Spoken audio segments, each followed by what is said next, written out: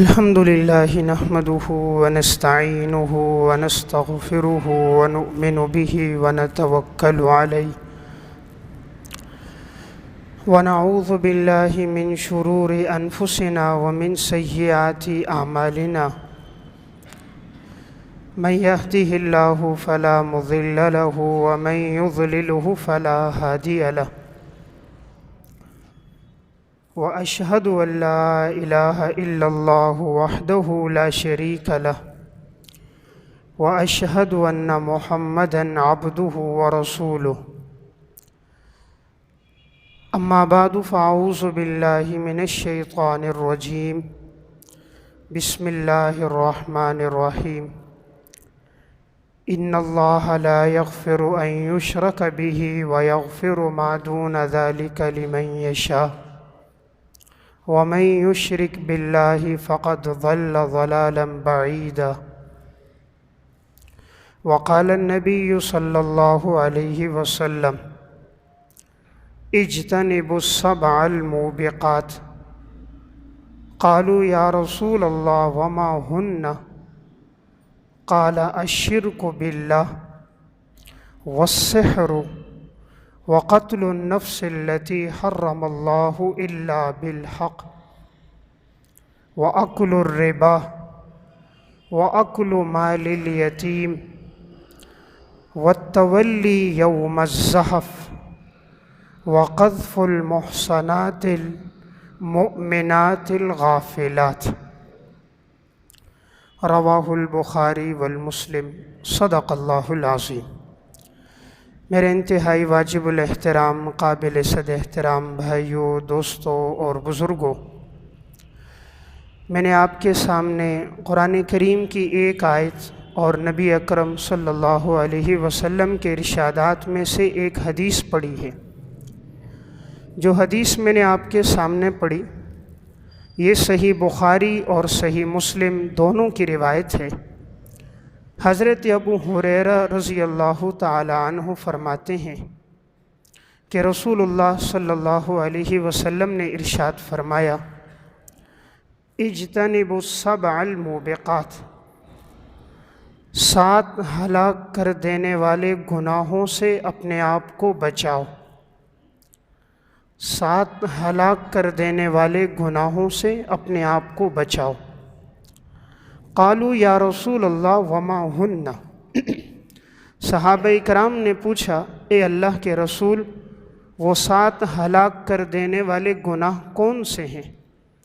تو نبی اکرم صلی اللہ علیہ وسلم نے فرمایا نمبر 1 الشرک باللہ، اللہ کے ساتھ کسی کو شریک ٹھہرانا۔ نمبر 2 السحر، جادو کرنا۔ نمبر 3 وقتل النفس التي حرم اللہ الا بالحق، اور کسی انسان کو ناحق قتل کرنا۔ نمبر 4 وَأَكْلُ الرِّبَا، اور سود کھانا۔ نمبر 5 وَأَكْلُ مَالِ الْيَتِيمِ، یتیم کا مال کھانا۔ نمبر 6 وَالتَّوَلِّي يَوْمَ الزَّحْفِ، میدان جنگ سے پیٹھ پھیر کر بھاگنا۔ اور نمبر 7 وَقَذْفُ الْمُحْصَنَاتِ الْمُؤْمِنَاتِ الْغَافِلَاتِ، پاک دامن مومن غافل عورتوں کے اوپر تہمت لگانا۔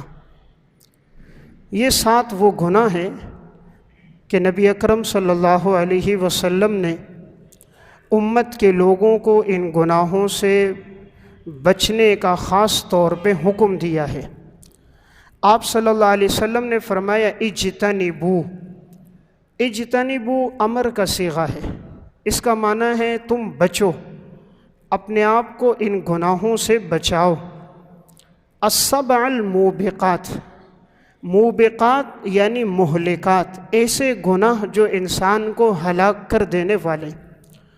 یہ ہلاک کر دینے والے گناہ کون کون سے ہیں؟ تو ان میں سب سے پہلا گناہ آپ صلی اللہ علیہ وسلم نے فرمایا الشرک باللہ، وہ ہے اللہ کے ساتھ کسی کو شریک ٹھہرانا۔ تو یہ پہلا بڑا گناہ ہے کہ انسان شرک سے اپنے آپ کو بچائے۔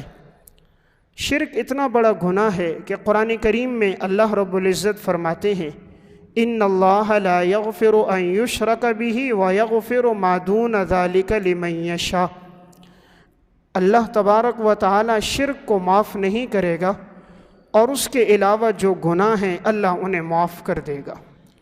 وَمَن يُشْرِكْ بِاللَّهِ فَقَدْ ضَلَّ ضَلَالًا بَعِيدًا، اور جس نے اللہ کے ساتھ کسی کو شریک ٹھہرایا وہ تو بڑی دور کی گمراہی میں جا گرا۔ شرک کسے کہتے ہیں؟ اللہ تعالیٰ کی ذات اور اللہ کی صفات میں کسی غیر کو شریک ٹھہرانا، چونکہ اللہ رب العزت کی ذات یکتا ہے۔ قُلْ هُوَ اللَّهُ أَحَدٌ، فرما دیجئے وہ اللہ اکیلا ہے۔ الہکم الہ واحد، تمہارا معبود اللہ اکیلا ہے۔ اب اللہ کے ساتھ کسی اور کو شریک ٹھہرانا کہ کائنات کا جو نظام ہے، زمین آسمان کا، چرند پرند حیوانات نباتات، کہ اس کے بنانے میں اللہ کے ساتھ کوئی اور بھی شریک ہے تو یہ شرک ہے۔ اسی طرح جو عبادات اللہ کے ساتھ خاص ہیں ان کے اندر بھی شرک ہوتا ہے، جیسے کہ سجدہ صرف اللہ کے لیے ہے۔ اب اگر کوئی شخص کسی انسان کو سجدہ کرے، کسی بزرگ کو سجدہ کرے، کسی قبر کو سجدہ کرے تو یہ شرک ہے۔ طواف صرف اللہ کے گھر کے ساتھ خاص ہے۔ اب کوئی آدمی اگر قبر کا طواف کرے، کسی شخصیت کا طواف کرے تو یہ جائز نہیں ہے۔ ذبح صرف اللہ کے نام پر ہوگا۔ اب کوئی انسان اگر جانور ذبح کرے غیر اللہ کے نام پر تو یہ شرک ہے۔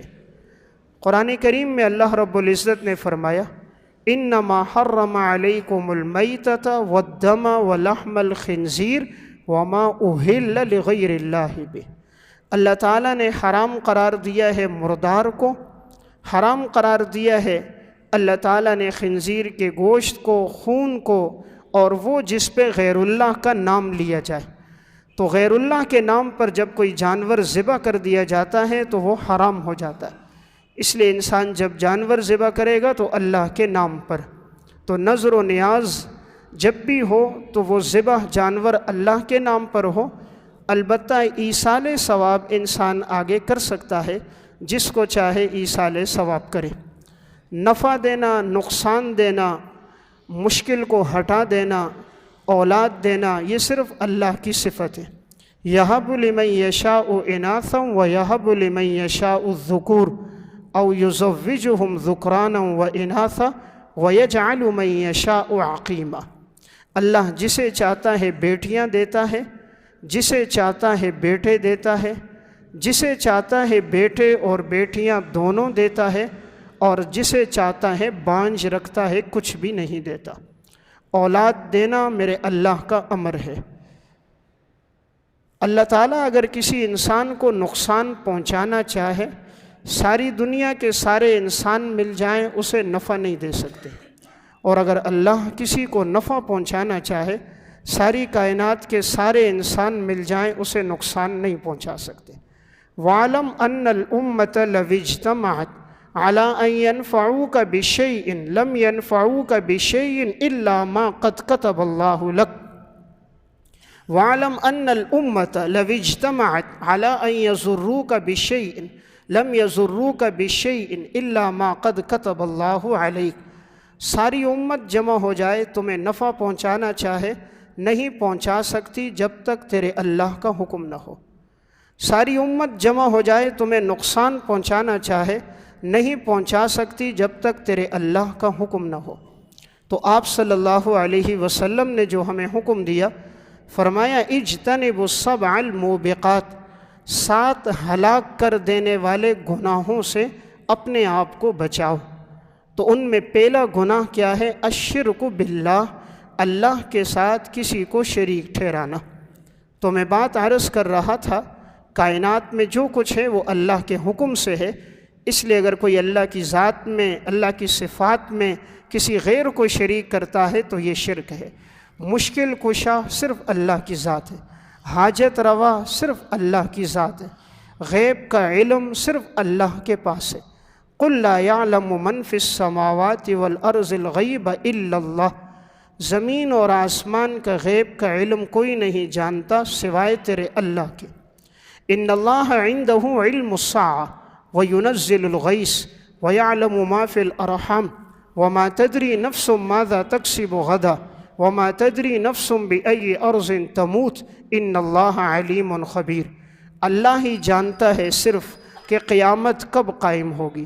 تیرے اللہ کے پاس ہے یہ علم کہ بارش کب برسے گی، کتنی برسے گی، نفع مند ہوگی، نقصان دہ ہوگی، اس کے ثمرات اور فوائد کیا ہوں گے اللہ جانتا ہے۔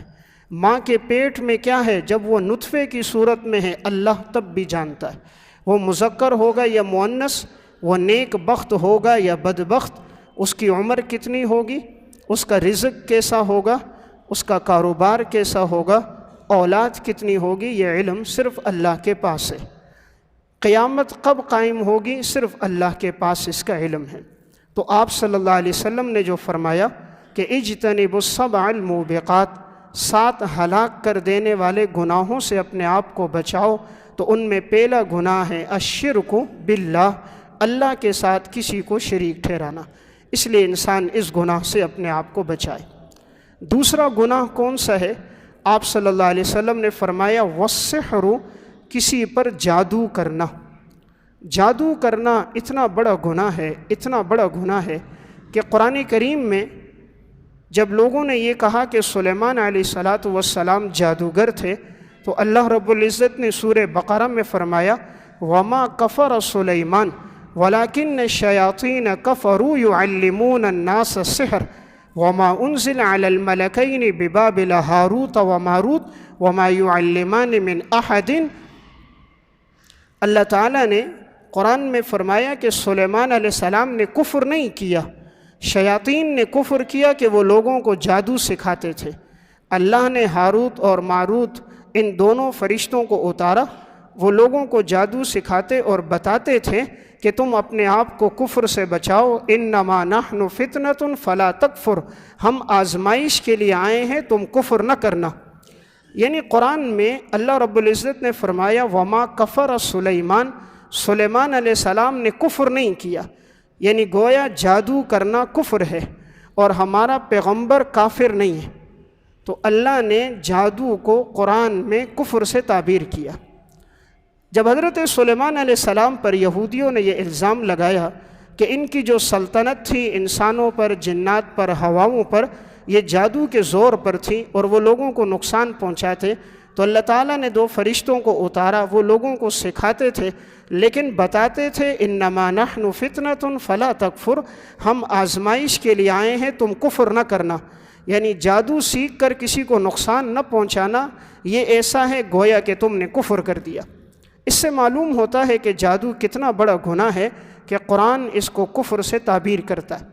حافظ ابن حجر عسقلانی رحمۃ اللہ علیہ فتح الباری میں فرماتے ہیں اس لفظ پر انما نحن فتنۃ فلا تکفر، فرماتے ہیں کہ جادوگر انسان کافر ہے، کیونکہ قرآن نے اس کے لیے یہ تعبیر اختیار کی۔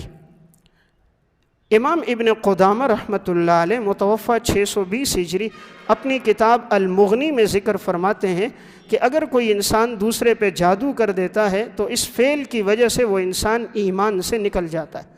اس لیے فقہاء کرام میں امام مالک اور امام ابو حنیفہ رحمہم اللہ یہ دونوں حضرات فرماتے ہیں کہ جو انسان جادو کرتا ہے وہ ایمان سے خارج ہو جاتا ہے۔ جادوگر جو ہوتا ہے وہ شیطان کو اپنے قریب کرنے کے لیے تاکہ شیطان اس کی مدد کرے اور سرکش جنات اس کی مدد کریں، تو جادوگر انسان معاذ اللہ مہینوں ناپاک رہتا ہے، اور پھر وہ پیشاب سے اور وہ حیض و نفاس کے خون کے ذریعے سے تعویذوں کو لکھتا ہے۔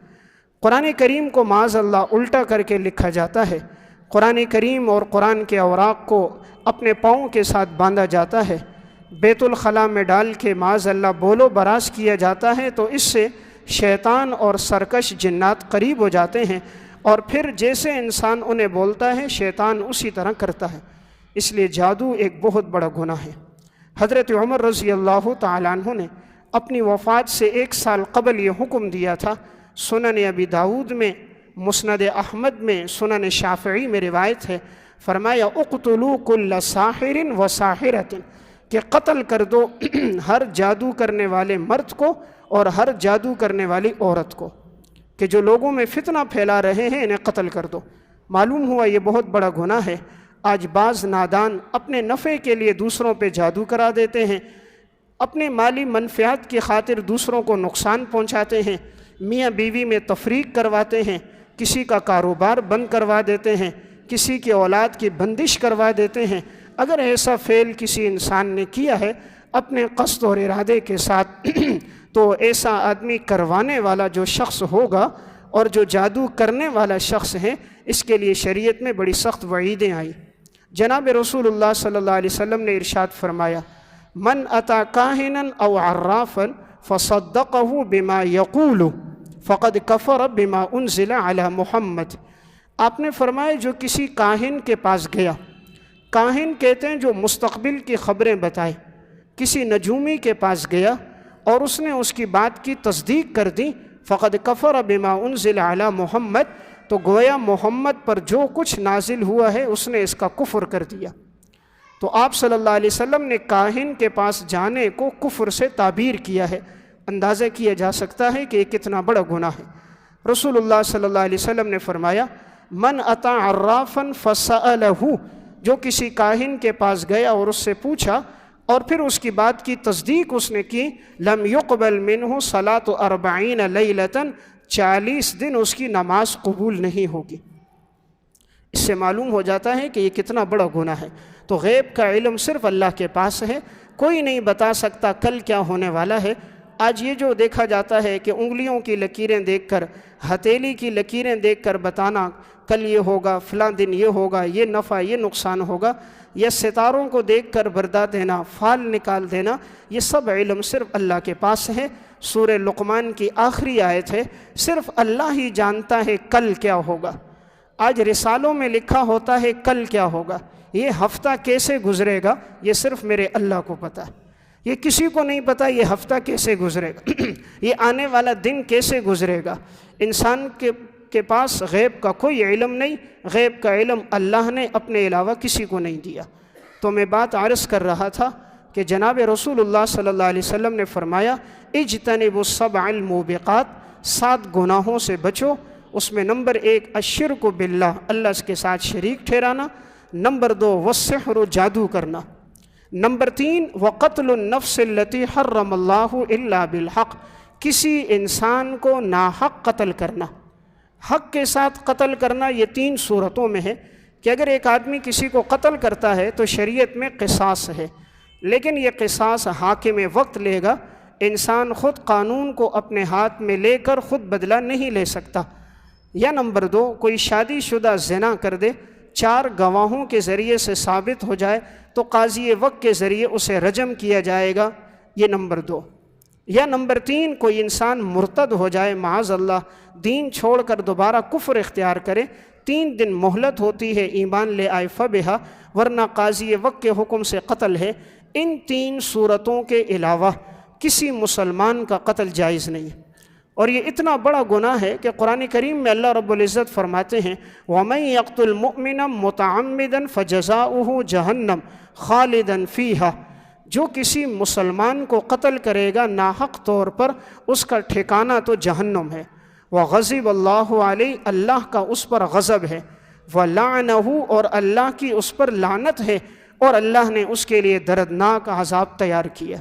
اس سے معلوم ہوتا ہے کہ قتل بہت بڑا گناہ ہے، کہ قرآن نے اتنے سخت الفاظ میں وعید بیان کی کہ وہ ہمیشہ جہنم میں رہے گا، اللہ کا غضب ہوگا، اللہ کی اس پر لعنت ہوگی، اور اللہ نے اس کے لیے دردناک عذاب تیار کیا۔ حدیث میں آتا ہے، رسول اللہ صلی اللہ علیہ وسلم نے فرمایا، اگر کسی مسلمان کے قتل میں زمین اور آسمان کے تمام لوگ شریک ہو جائیں تو اللہ ان تمام انسانوں کو اس قتل کی وجہ سے جہنم میں ڈال دے گا۔